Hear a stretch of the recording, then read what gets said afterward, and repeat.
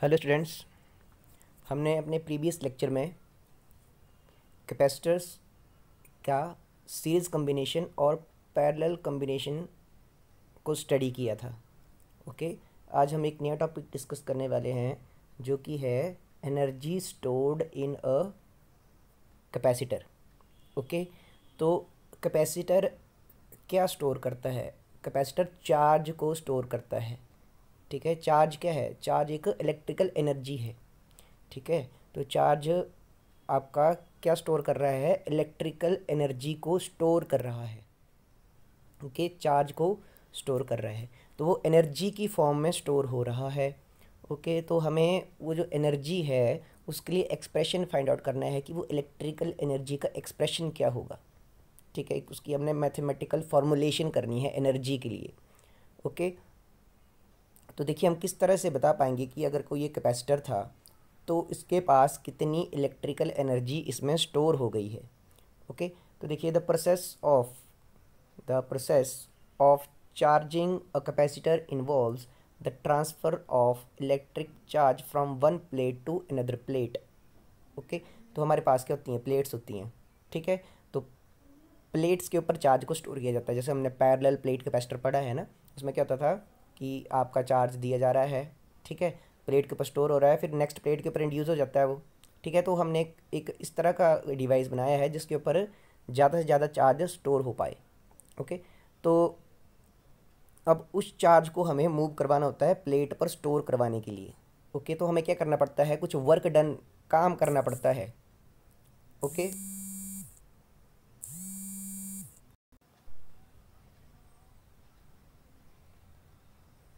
तो आप देख सकते हैं कि यहाँ एनर्जी को, जो इलेक्ट्रिकल एनर्जी कितनी स्टोर हुई, वो हम कैसे बता सकते हैं? The work done in charging a capacitor will be stored in the form of electrical potential energy. Okay, तो जो चार्ज को स्टोर करवाने के लिए हमें work done, electrical work done करना पड़ा, वो पोटेंशियल एनर्जी की फॉर्म में क्या हो जाएगा? स्टोर हो जाएगा।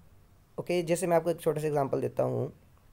आपने पोटेंशियल एनर्जी सुना होगा, ठीक है, ग्रेविटेशनल पोटेंशियल एनर्जी सुना होगा आपने। मान लीजिए एक, ये आपका प्लेन सरफेस है, यहाँ पे कोई पत्थर था, यहाँ पे कोई स्टोन है। इस स्टोन को आपने इस हाइट तक आपने उठाया। ठीक है, तो आपने कुछ काम किया, एक फोर्स लगाई। ठीक है, एक फोर्स लगाई और इस हाइट तक आपने उस स्टोन को लेके चले गए। ठीक है, इतनी हाइट के ऊपर। अब हम क्या बोलते हैं? अब इसकी पोजीशन चेंज हो गई है। ठीक है, अभी अब आपका स्टोन यहाँ पे आ चुका है। ठीक है, तो आपने जो वर्क डन किया था वही क्या होगी? इसकी पोटेंशियल एनर्जी होगी। ठीक है, पोटेंशियल एनर्जी क्या होती थी? mgh। ठीक है, जो हाइट इसने गेन कर ली, अब इसके पास एक पोटेंशियल एनर्जी स्टोर हो गई है।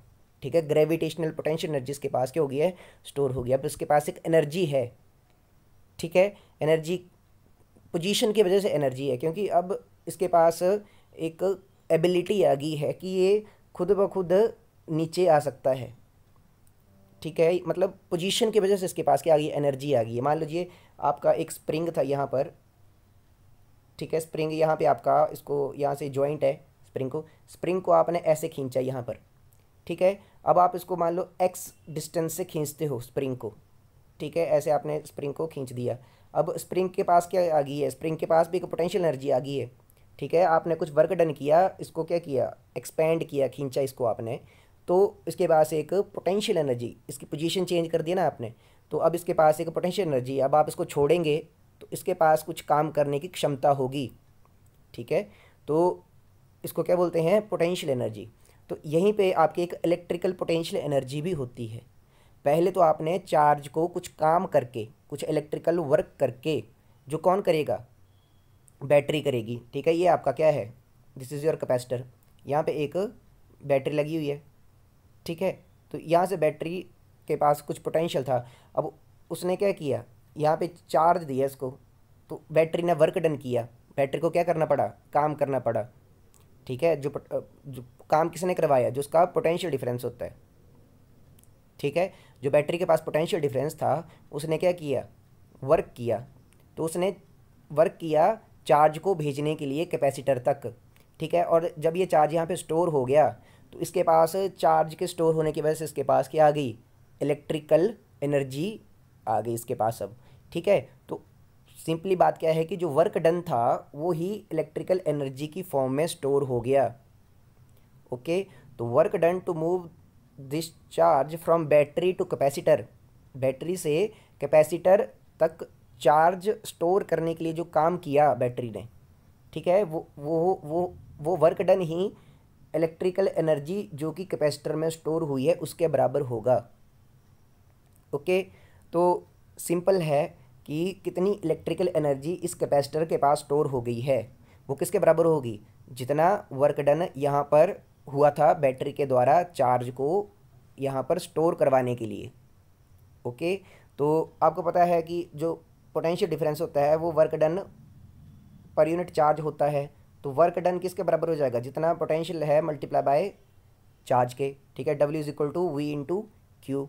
ओके, तो हम क्या निकालेंगे, हम निकालेंगे कि हमने कितना वर्क डन किया, कितना काम किया चार्ज को स्टोर करवाने में। तो जो वर्क डन होगा वही इलेक्ट्रिकल एनर्जी की फॉर्म में यहाँ पर कैपेसिटर में स्टोर हो जाएगा। ओके, तो बहुत सिंपल एक्सप्रेशन है, बस इतनी सी चीज़ हमने ध्यान में रखनी है। ओके, तो यहाँ पे लिखा है this energy supplied by the, देखिए यहाँ पे देखिए, this energy is supplied by the battery at the expense of its stored chemical energy. Battery में क्या होती है, केमिकल एनर्जी, उसमें से ही आपका क्या आता है, चार्जेस आते हैं, ठीक है।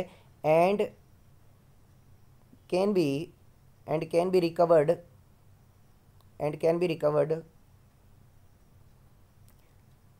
On allowing the capacitor to discharge, ठीक है। तो क्या है, पहले बैटरी ने चार्जिंग कर दी कैपेसिटर की, ओके, फिर कैपेसिटर भी क्या हो जाएगा, डिस्चार्ज हो जाएगा, ठीक है। बैटरी को दोबारा चार्ज कैसे मिल जाएगा, अगर कैपेसिटर डिस्चार्ज होना स्टार्ट हो जाए।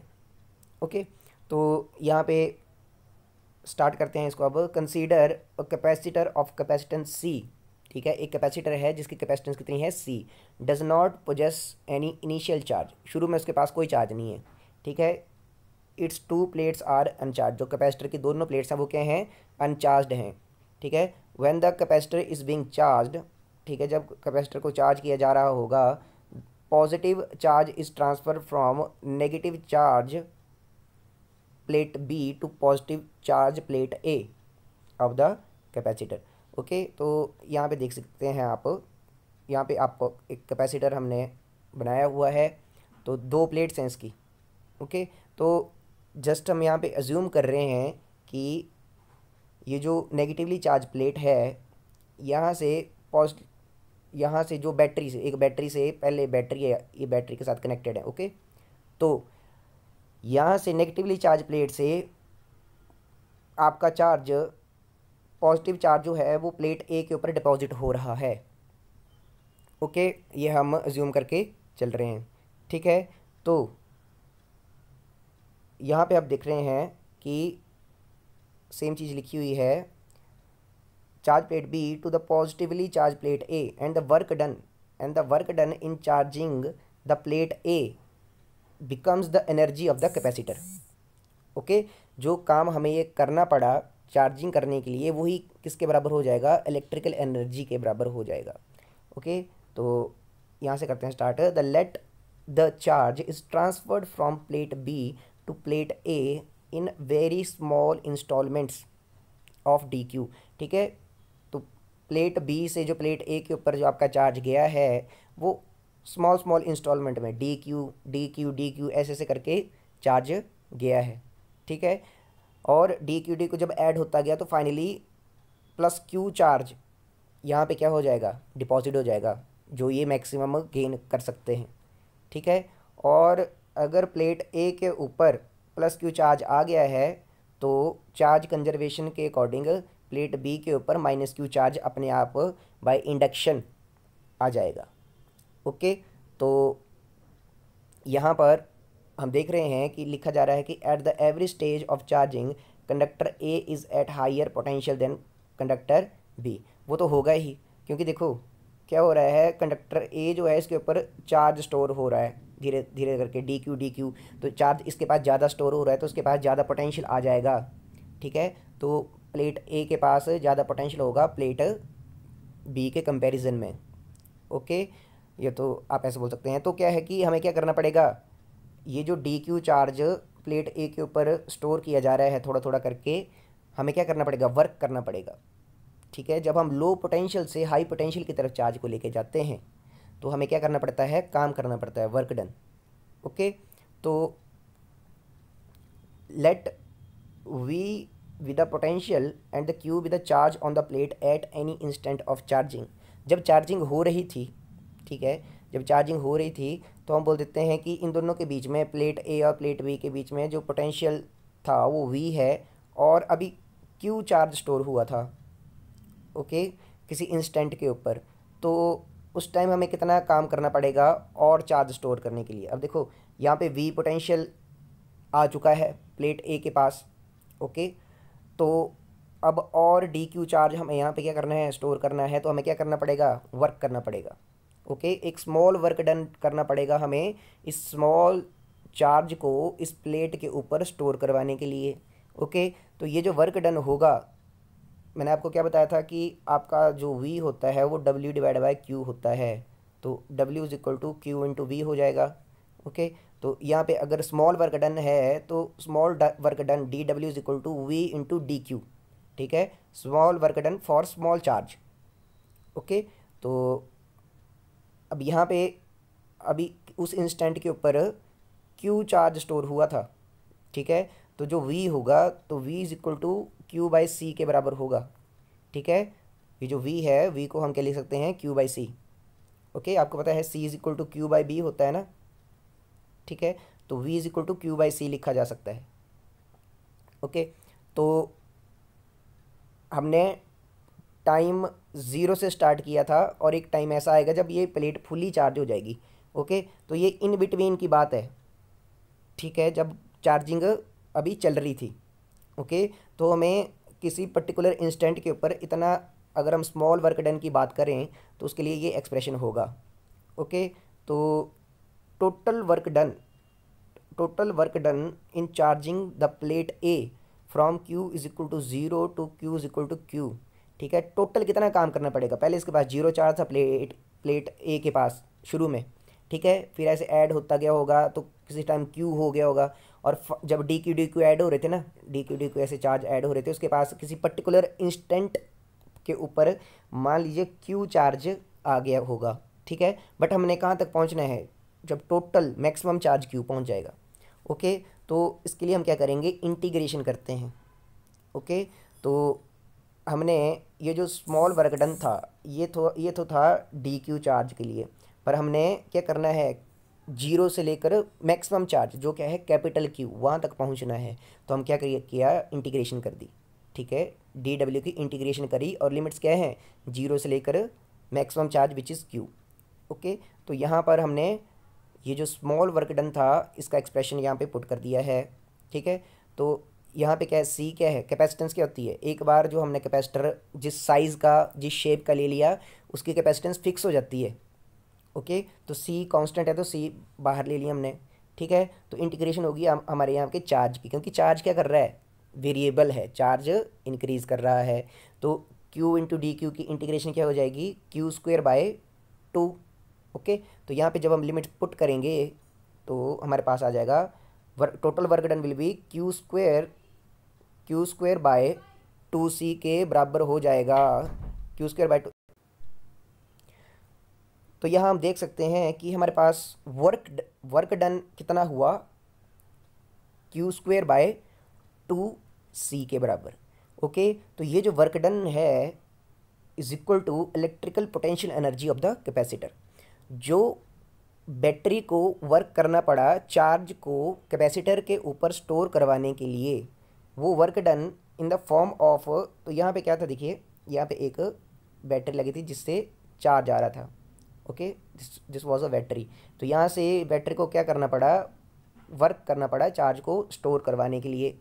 ठीक है, तो ये जो वर्क डन है that will be equal to, मतलब जो आपने दिया वही तो इसको मिला।